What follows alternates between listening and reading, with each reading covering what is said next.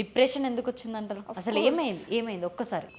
Cheating జరిగింది. నా husband నన్ను ప్రేమించకుండా బయట ఎవరినో ప్రేమిస్తున్నారు. నాకు టైం ఇవ్వకుండా ఆఫీస్ ఉంది అని బయట ఎక్కువ టైం స్పెండ్ చేసేవారు. సో అది నాకు తర్వాత తెలిసింది. తన ఆఫీస్ లో ఉండేవాడు కాదు, వేరే అమ్మాయితో ఉండేవాడు. ఇంకా బాధ తీసుకోలేకపోయి నేను 1 year డిప్రెషన్ లో ఉన్నాను. అప్పటికే వదిలేసారా హస్బెండ్? సెపరేట్ అయిపోయాను, మాట్లాడడం మానేసాను.